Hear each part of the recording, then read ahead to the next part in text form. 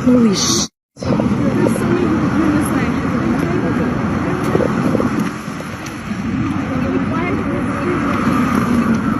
Oh my gosh. You guys okay? We're good. Oh my gosh. What the hell?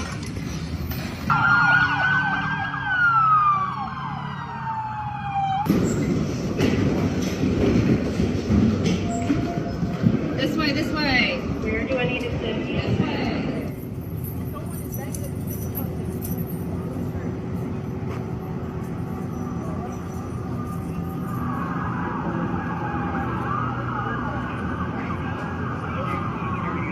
We're in the Leon County Courthouse where we just got done with the first appearance of Juan Carlos Lopez-Gomez, who was detained Wednesday in Florida, and he had charges of entering the state as an unauthorized immigrant. However, he is an American citizen. His mother came to the courthouse, showed his birth certificate and his social security number card, and that still wasn't enough to get him released.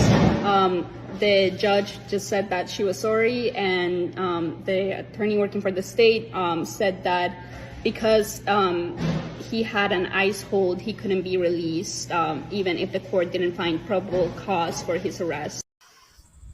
Leon County, Florida has recently been the epicenter of two significant events that have sparked national conversations: the controversial arrest of U.S. citizen Juan Carlos Lopez-Gomez under Florida's new immigration law, and the tragic shooting at Florida State University involving the son of a local sheriff's deputy.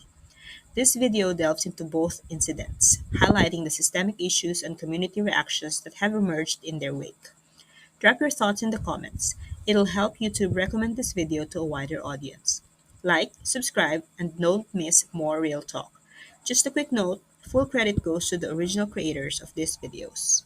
We have some breaking news right now. The Florida Phoenix is reporting that an American citizen has been detained in Leon County, Florida, despite the fact that he is a citizen and he will not be released, even though he has documentation proving his citizenship. Juan Carlos Lopez-Gomez is a 20-year-old U.S. citizen. He's currently being held in the Leon County Jail, charged with illegally entering Florida as, quote, an unauthorized alien, even though a supporter of his waived a U.S. birth certificate in court. Lopez-Gomez was arrested Wednesday after a traffic stop in which he and a passenger on his way to Tallahassee sat in the jail for the next 48 hours, waiting for federal immigration officials to pick him up. Leon County authorities have dropped the first-degree misdemeanor charge. Even the judge held a birth certificate to the light after a community advocate silently waived the document in the courtroom and said that this is indeed an authentic document. Now, state prosecutors said the court lacked jurisdiction over his release because ICE officials formally asked the jail to hold him. This is what the Florida Phoenix is reporting. You can read the full article online. I'll provide you updates every step of the way, so follow along for more. Folks, a legal U.S. citizen could theoretically be detained right now if things don't change. They've started. They're moving on to United States citizens. Jackie Lanos, a immigration reporter, has broken the story that a United States-born citizen has been arrested in Florida for, quote, entering the state as an unauthorized alien. His mother and a community advocate showed up in court, showed the judge his birth certificate and social security card, and the judge said she didn't have any authority to release him because there is an ICE hold on him. So he is in there indefinitely until they can get him out, probably within 48 hours. But still, this is truly terrifying to know that you can now just be grabbed off the street, even if you're a legal, born in America citizen.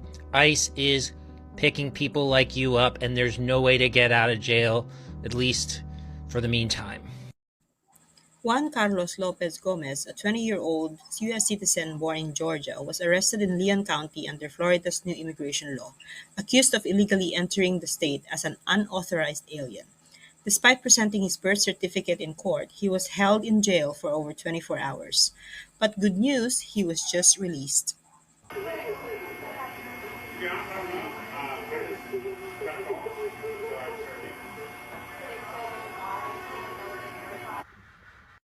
However, His release, which was marked by an emotional reunion with his mother, has ignited debates over the law's implementation and potential for civil rights violations.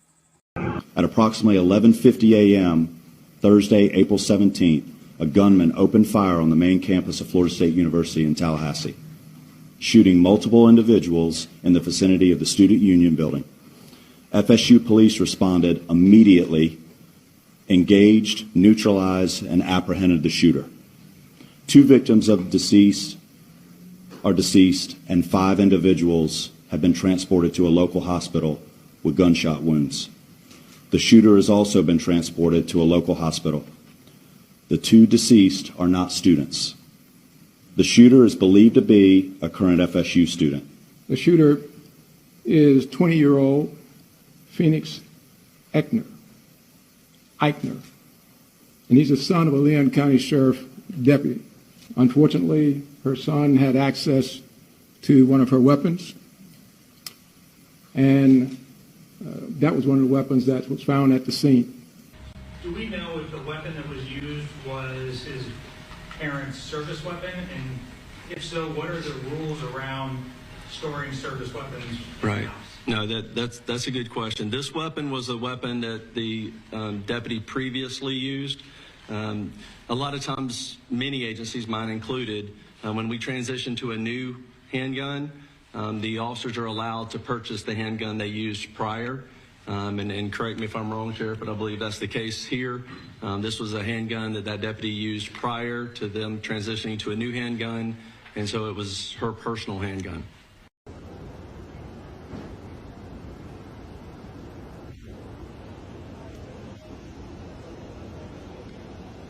He wasn't like acting like super panicky or manic or anything. He was quite calm when he turned to get the other gun, like he knew what he was doing. Can you walk me through what happened and what you saw? When I left the Union with my food, I noticed that there was a really nice orange Hummer parked on that road, and I was like, okay, cool. So I crossed the green. I'm already aware, pretty well aware of my surroundings, and I look back and I see him waving around a larger gun, which I at first thought was a rifle, but I guess it was a shotgun. And he let off a shot kind of in our direction as we were walking away from the Union. And me and the boy, there was only like a couple of us, we just kind of looked at each other like, is this real? Like, what was that? And that's when he turned, probably because he missed at longer distance, and turned to his car and grabbed the handgun out, the pistol, and he turned towards the Union, and that's when I saw him shoot a woman in purple scrubs in her back, and I just started running. I ran a mile all the way to my apartment, but it was a good 20 seconds as I was running. It was just shot after shot after shot. The woman you saw shot, did it appear he was targeting her? Did you get that gut feeling? That's what I thought at first when he had out the bigger gun and he kind of pointed it towards that boy. I was like, oh, okay, maybe it's a BB gun, maybe it's because senior high school will do those water gun fights where like you randomly senior assassin or whatever. I was like, well, maybe it's something like that, and he's aiming at the boy, or the boy messed with his girlfriend. I don't know, just a whole bunch of scenarios. And so when he turned to the woman and shot her, that's when I realized there was no target, and that it was anybody he could see, and I took off. Did that woman even know that she was in danger? She was shot in her back. She was just walking, and he just turned around and shot her.